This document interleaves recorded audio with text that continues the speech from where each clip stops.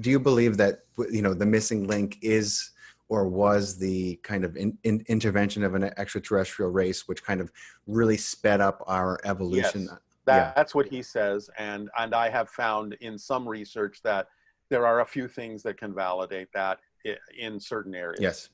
But yes, the idea being that, you know, several 100,000 years ago, we may have been visited by an extraterrestrial race. Most people refer to it as the Anu or the Anunnaki. And for whatever reasons, and I don't know that we want to people go like to call them gold that, diggers, but right now. Yeah. But for whatever reasons, they decided they needed some assistance in whatever task they were here to do.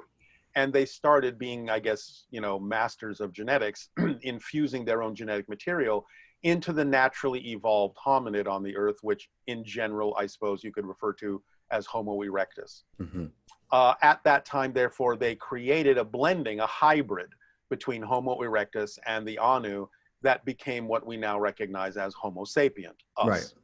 And I mean, and you can see physical scientific evidence of this if you look at some of the studies of the chromosomes, you know, and yeah, I believe you can. Yeah. I mean, it's there. People just chalk it up to, well, we just don't know how that got there. But the other interesting thing he has said about this, though, is not all branches of Homo erectus were genetically altered.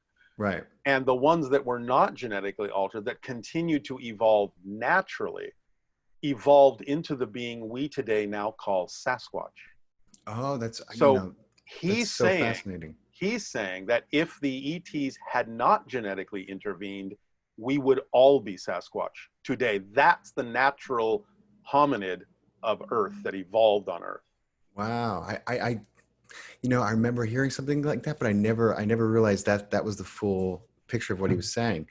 And because I have heard bits and pieces, you know, about that evolution, that timeline. And so my understanding is that Sasquatch, you know, are much more advanced than this human being. In certain ways. You know, they're more connected to nature as nature. And I think that's one of the reasons why they've learned, according to Bashar, they can actually shift in and out of our reality.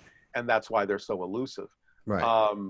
But it's a natural trait they've learned to do, just in their evolutionary process. Yeah. They're the hide and seek king. Yeah. And again, you know, I understand that to many people, this all sounds like science fiction. Right. But I can only deliver the information that Bashar delivers in the way he delivers it. And when you do hear enough of the information over the 37 years he's been doing this, you can piece together an extremely interesting and logical story about the timeline and our history and everything else that's going on that seems to have been a mystery.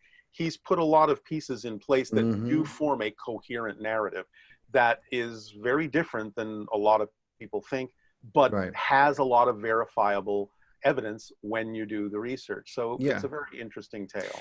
You know, and I you hear different pieces of the story, but you know, I'm always reminded that, okay, you know, if somebody is telling a story about something, you know, in a sense, when they're accessing their creative facilities, they're channeling. I mean, to a degree, they're channeling, you know, as an actor and as someone who, you know, has a meditation practice. And if you really want to take it to the extreme, we're all actually, in a sense, always channeling, because we're channeling our personalities into being, because our individual personalities, in a sense, are artificial constructs projected by our consciousness, because this is not all that we are. Right. We're more than this personality. Much more than this personality. So even the creation of our personalities, in a sense, is an act of channeling.